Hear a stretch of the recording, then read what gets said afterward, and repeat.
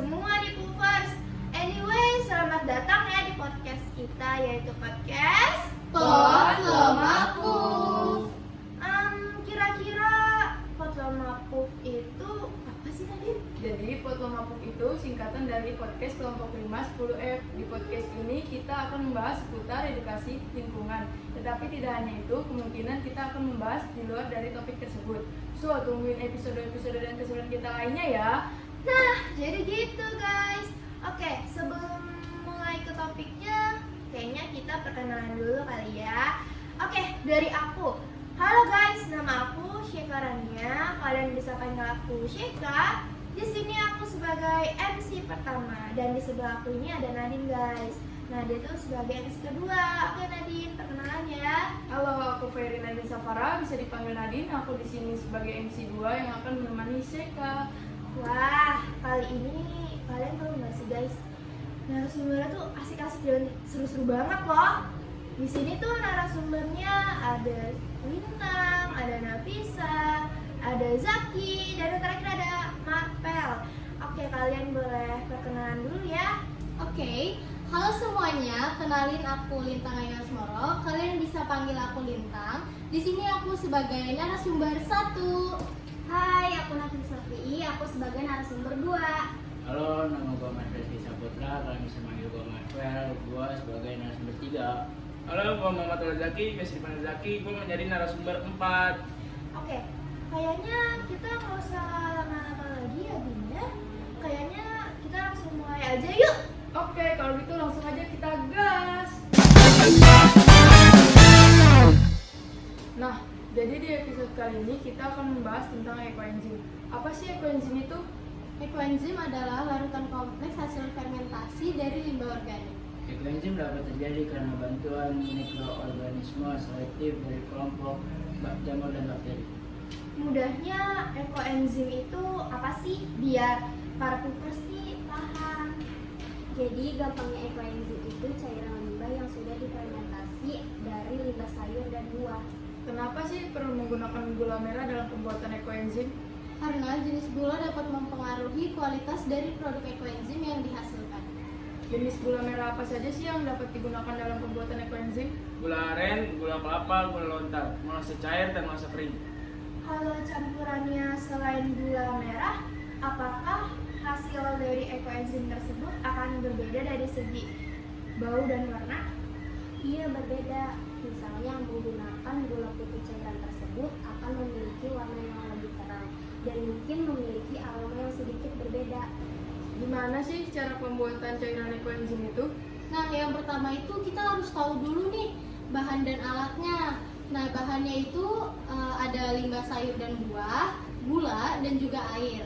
Alatnya itu ada timbangan dan juga wadah. Wadahnya ini bisa menggunakan botol plastik atau toples besar. Nah, untuk langkah-langkahnya mungkin narasumber 3 dan 4 bisa menjelaskan. Nah, langkah-langkah pertama pembuatan ekoenzim yaitu siapkan limbah buah dan sayur, kemudian potong-potong menjadi bagian yang terkecil.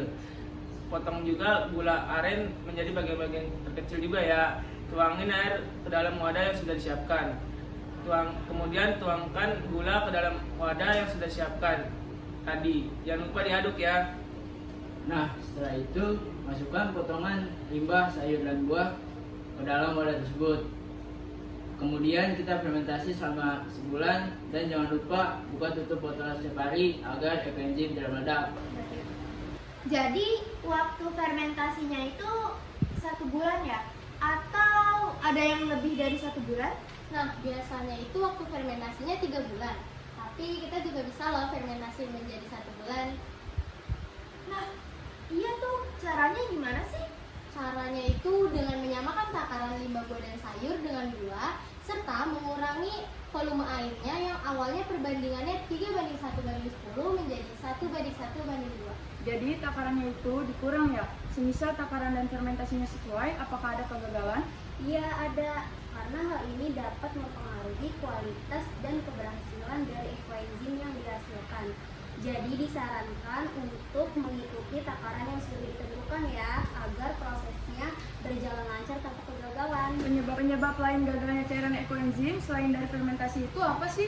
Selain dari masalah fermentasi, ada beberapa alasan lain nih yang dapat menyebabkan kegagalan pada cairan ekoenzim, seperti menyimpan yang tidak rapat, terpapar udara terlalu lama, terkombinasi oleh bakteri, komposisi yang tidak tepat, dan kualitas bahan baku yang rendah. Apa yang harus dihindari saat membuat ekoenzim? Ada, sebaiknya hindari mengisi wadah terlalu penuh saat membuat ekoenzim, kontaminasi bakteri atau mikroorganisme lainnya, dan untuk mencegah menggunakan tangan dan wadah yang bersih, dan yang terakhir hindari membuat jumlah yang terlalu banyak. Tadi kan udah ya bahas pengertian, langkah-langkah. Nah, selanjutnya aku mau tanya nih, apa sih manfaat dari cairan ekoenzim itu?